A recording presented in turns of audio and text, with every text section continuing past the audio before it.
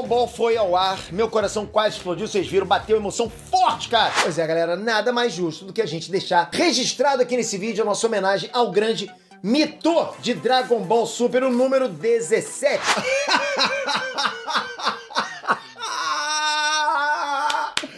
O 17 ganhou, mano. Ah, maneiro, maneiro. É bacana. A gente sempre imaginou, mas ver acontecendo é outra parada, emocionante demais. Muito maneiro.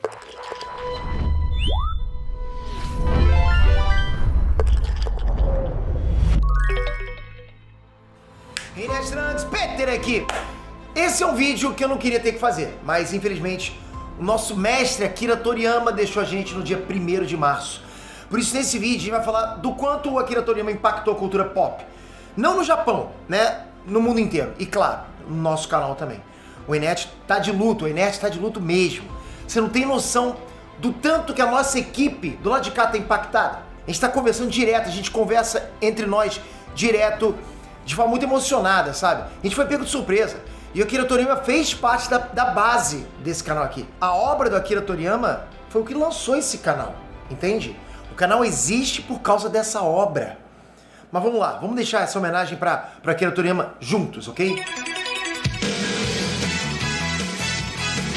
Dragon Ball Z.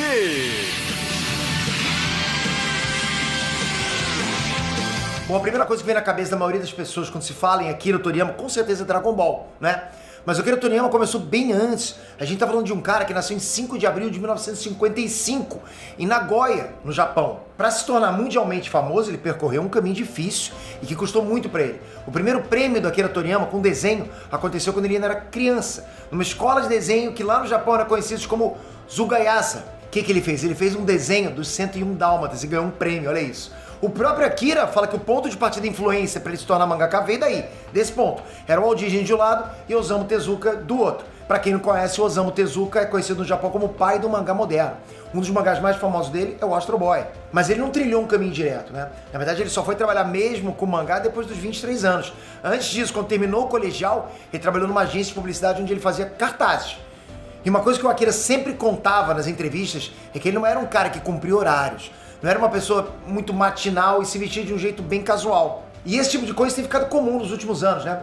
Mas num país igual o Japão, ainda mais nos anos 70, né, por aí, o estilo de roupa importava muito para passar uma imagem de seriedade e profissionalismo. Além disso, ele estava indo contra a vontade dos pais, que não queriam que ele tentasse entrar nesse mercado.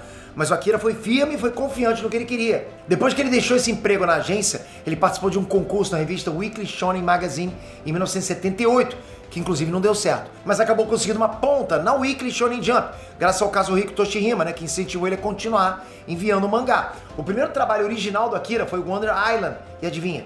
Ficou em último lugar nos rankings feitos pelos leitores. Depois ele fez Wonder Island 2 no mesmo ano de 1978, e também deu ruim, né? Mesmo assim, o cara foi teimoso e foi persistente. Lançou Today's Highlight Island em 1979, até que o Toshihama pediu para ele fazer uma personagem mulher. Foi nessa época que ele criou, meio que sem vontade, a Tomato the Cutest Gum Show, em 1979. E só para vocês terem uma noção, no primeiro Wonder Island, o Akira Toriyama pensava em desistir, ele queria desistir. Ele ia pegar a grana e sair fora, mas ele continuou. Vocês percebem como que algumas decisões podem realmente mudar nossas vidas? E não só nossas vidas, mas a vida de várias gerações, de várias pessoas. Ele ficou um ano insistindo no mangá, fracassado, até que surgiu uma pontinha de sucesso em 1979. Imagina o tanto de gente que não desmotivou ele nessa época, né? Se com sucesso as pessoas tentam te colocar pra baixo, imagine algo que você tá fracassando. Sempre tem aquele tio do, eu falei que isso não ia dar certo, né? Saca?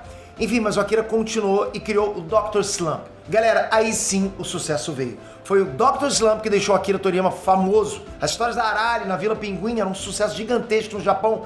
Durante esses 4 anos vendeu 35 milhões de cópias. Pra você que nunca leu, leia. Na boa, o humor do Akira Toriyama, a essência dele, tá lá, tá em Dr. Slump. Dr. Slump foi lançado de 1980 a 1984 na Shonen Jump. E em 1981 rendeu pro Akira o prêmio Shogakukan Mangá. Galera, olha isso. Em 3 anos ele saiu de um mangá fracassado e conquistou um dos principais prêmios de mangá no Japão. O sucesso era tanto que, obviamente, virou anime na Fuji TV. Aí, durante esse tempo, ele fez vários one-shots, como, por exemplo, Polaroid, que ficou em primeiro lugar no concurso Reader's Choice. Depois ele fez Madmatic, Pink, Chobi 2, e com todo sucesso e grana entrando, ele criou o Bird Studio, que chama Bird, né, porque o nome dele, Tori, de Toriyama, significa pássaro. ele então contratou um assistente para ajudar com os mangás que ele fazia. Em 1983, o editor pediu para ele criar um mangá de Kung Fu, já que o Akira adorava os filmes do Jackie Chan e já tinha assistido inclusive o Mestre Invencível mais de 10 vezes. Foi aí que surgiu o One Shot em 2 partes, chamado Dragon Boy. Exatamente, Dragon Boy. Essa história é praticamente o protótipo de Dragon Ball. É a história de um menino chamado Tang Tong, que tem que levar uma princesa para o país natal dela. E olha só, ele recebe a ajuda de uma esfera do dragão. O Akira revelou numa entrevista que o Tang Tong foi inspiração para o Goku. O menino tinha um par de asas que, segundo Akira, servia para diferenciar dos outros personagens. Foi por causa disso que ele resolveu colocar uma cauda no Goku, sabe? Para ficar fácil de reconhecer só de olhar uma vez só para ele, sabe? Algo bem peculiar no Goku. Se Dragon Boy, né, tinha elementos pro Goku, Esfera Dragão, até mesmo a Tite, outro one-shot do mesmo ano serviu como protótipo na tecnologia e também na relação Goku e Bulma. O mangá As Aventuras de Tom Pu. Só de passar as páginas, galera, você vai reconhecer várias cenas que o Akira aproveitou no começo de Dragon Ball. Mas enfim, finalmente, em 1984, o Akira lança Dragon Ball. E aí eu nem preciso lembrar pra vocês do quão grande é Dragon Ball pro mundo. Não é pro Japão, é pro mundo. A gente tá falando de um dos maiores animes da história, se não o maior. Vamos desvendar as esferas do dragão. Esse é o maior mistério que já vi. Vamos decifrar as esferas do dragão. Um monstro desconhecido mora ali.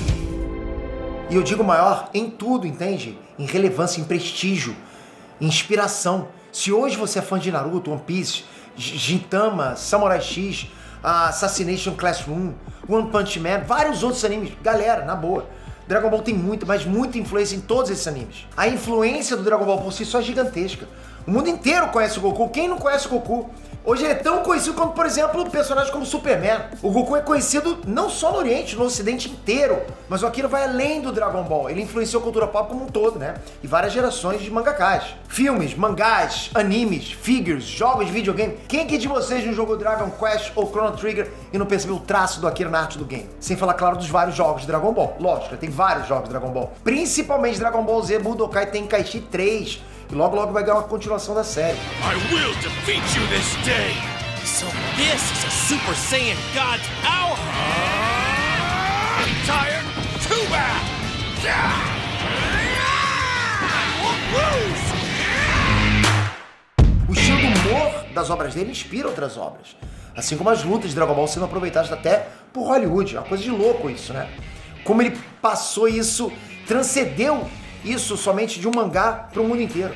A luta do Superman com o Zod, galera, inspiração total nas lutas de Dragon Ball. A própria artista que fez o storyboard do filme, a Jay Oliva, ela disse que praticamente copiou o Dragon Ball Z naquela luta. Na boa, eu tenho certeza que em algum momento da sua vida o Akira te inspirou com a obra dele. Com certeza. Tipo, seja numa reunião com os amigos, videogame, ir pra academia, fazer alguma luta, sei lá, qualquer coisa veio de Dragon Ball. Um gesto, um trejeito, uma fala sua. É difícil alguém que gosta de anime não conhecer pelo menos uma música do Dragon Ball. E claro, o Akira também inspirou esse canal. Foi além da inspiração, né? O Akira ajudou o alicerce do Nerd. Deixa eu tentar passar isso pra vocês. E vou tentar passar realmente sem me emocionar. É difícil, mas assim, o Nerd, ele existia e eu nem falava de Dragon Ball aqui no canal. Beleza, eu falava de Dragon Ball, mas vídeos muito casuais, né? Eram os vídeos atemporais que eu jogava no canal. Sabe, alguma lista, 3 personagens que vencem o Goku, coisa desse tipo. Oi, eu sou o Goku. Resolvi invadir o vídeo do Ei Nerd porque é muito melhor você ouvir essa história de quem a viveu. Afinal, eu não conheço ninguém no mundo que conheça ela melhor do que eu. Então vem comigo conferir as melhores curiosidades de Dragon Ball. Um dia eu resolvi apostar em análise de Dragon Ball Super. Eu nunca tinha feito. Comecei a fazer em Dragon Ball Super no Torneio do Poder. Sem saber que ia dar certo. Perguntei pro pessoal da minha equipe, vocês acham que vai funcionar? Vamos tentar. Vamos ver o que vai ser. E eu confesso pra vocês, eu não assistia Dragon Ball antes. Eu escrevi a Batalha Mortal Naruto vs Dragon Ball sem conhecer nenhuma das duas obras. Pedro, então como é que você fez? Eu lembro direitinho. Botei uma pessoa que entendia muito de Naruto, outra pessoa que entendia muito de Dragon Ball, botei as duas pra se discutirem, eu acompanhando o chat. Aí eu começava a escrever. Foi assim que saiu uma das batalhas de montagem que eu mais gostei de fazer. Depois, eu gostei tanto das duas obras que eu não parava de consumir isso, entende? E aí eu resolvi apostar na análise de Dragon Ball Super. E aí aconteceu o meu one hit, eu diria, né? Foi ali que eu explodi, foi ali que o canal explodiu. Cada vídeo meu atingiu 1 milhão de visualizações. Então eu acho que eu apareci pra todos vocês por causa disso. Muitos de vocês podem falar, não, você apareceu por causa de Marvel e tal. Mas você me conheceu por Marvel, caso você tenha me conhecido por Marvel, porque antes teve Dragon Ball, que me deu alcance no YouTube. Então, tudo que eu faço hoje, sabe? Os outros canais que eu tenho, tudo, eu acho que veio daqui. Veio de Dragon Ball. Financeiramente, beleza, eu tava bem porque eu tinha outros trabalhos, mas eu apareci pra vocês por causa de Dragon Ball. Toda a equipe que trabalha nesse canal deve muito a Dragon Ball, entende? Essas camisas que eu visto, se olhar o meu armário, tipo, 50% é Dragon Ball, a outra metade é dividida em várias outras obras. Pra você ver a quantidade de obras que eu fiz aqui dentro, de vídeos que eu fiz aqui dentro, voltado pra Dragon Ball. Então, esse canal deve muito ao Akira Toriyama. Entende? Você percebe então como a obra dele ajudou várias outras pessoas a conquistarem algo na vida. É incrível, cara, é incrível. Então, é lógico que eu sinto pra caramba esse luto, entende? E a gente não pode esquecer que tudo isso que o Akira deixou como legado foi feito com muito esforço.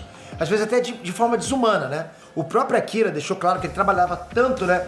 Que uma vez ele não conseguia nem mexer as próprias mãos. E mesmo assim o editor fez ele trabalhar. Isso é meio que a indústria dos mangakás faz isso, né? As pessoas se esforçam muito, ficam muito cansadas, estressadas, passam mal, o sistema imunológico baixa. Eu vou deixar o trecho dessa entrevista do Akira pra vocês aí, olha. Torishima-san disse que eu tinha que fazer 2 capítulos em uma semana, ou chegaria tarde demais. Eu estava exausto por ter acabado de terminar o mangá. Então respondi que mal conseguia mover as mãos devido aos tendões inflamados. Ele me disse para tentar escrever meu nome e eu disse, claro que posso escrever meu nome. Então ele disse, se você consegue escrever seu nome, então você consegue desenhar mangá. Que tipo de lógica é esta? No final dessa história, o Akira ri. Mas é claro que ele ri porque já passou, né? Tipo, faz parte da trajetória dele. É um ponto baixo da trajetória dele. Mas a real, galera, que eu falei, o mercado japonês, ele é muito rígido na produção de mangá. Se você só pudesse respirar, se era só isso que pudesse fazer, ainda assim você tinha que continuar escrevendo. Não só na época, hoje ainda tem muito problema. O Eiichiro Oda mesmo disse que a cada 5 capítulos de One Piece, ele tira folga pra evitar ficar doente, igual ele ficou um tempo atrás. O cara chegou a entregar um mangá inacabado. Imagina a pressão, entende? E tem vários. A Aizawa de Nana, que deixou a série porque estava muito cansada. Ficou muito doente quando ela trabalhava lá no mangá. O Takehiko Inoue, do Vagabond, que paralisou o mangá por anos. O que para muitos fãs é por causa da saúde. O Kentaro Miura, do Berserk, que infelizmente deixou a gente. Ele direto dava uma pausa nas publicações por exaustão. Outro que eu sou muito fã, o Toshihiro Togashi, de Yu Yu Hakusho e de Hunter x Hunter, né? Ele também tinha problemas de saúde, bastante, né? Depois que você passa a pesquisar a indústria do mangá e do anime, você começa a perceber que a vida desses caras não é fácil. Por isso a gente tem que valorizar. A gente tem que evitar ficar cobrando quando acontece um hiato, achando que o cara tipo, é uma inteligência artificial que trabalha sem descanso nenhum pra gente. Os caras precisam de descanso. O Akira passou por todo sucesso. E quanto mais no topo dessa indústria, mais pressão você sofre. Claro, a Akira continuou com a gente, entregou as melhores histórias possíveis, né? Eu só posso agradecer. Só posso agradecer. Akira, obrigado. Obrigado, Akira. Obrigado por não ter desistido quando o fracasso era a única realidade ao seu redor. Obrigado por ter suportado a pressão desse mercado. Obrigado por não lançar Dragon Ball no lugar de Dragon Ball. Obrigado pelo legado que você deixou para todos nós, para toda a indústria do mangá, para tudo que vai vir depois, para tudo que vai vir agora em diante. E vocês que estão comigo aqui no canal desde o começo, não se esqueçam jamais do legado Akira. Você que é criança e está assistindo Dragon Ball agora, carrega os bons valores que o Akira entrega pra gente. Absorvam pra vocês tudo que cada personagem tem de melhor. A inocência e a bondade do Goku em perdoar até mesmo os piores inimigos dele. O amor do Vegeta pela família. A importância que a Chi dá pros estudos. A obediência que o Gohan tem pelos pais. E se você é fã das antigas, passa esses valores pros seus filhos. Coloca eles pra assistir Dragon Ball. Brinca com eles de Dragon Ball. Se transforma em Super Saiyajin juntos. Eu fiz isso com os meus filhos, é bom demais. É como eu deixei lá no meu Instagram, legado. Essa é a palavra. O legado que o Akira Toriyama criou vai ser eterno, eterno. O maior de todos os animes e mangás. E pra finalizar, eu não vou nem me despedir pedindo like nem nada, ok? Vamos fazer a Genkidama juntos, ok? Eu e vocês agora. Juntos. Levanta a mão comigo agora, vai.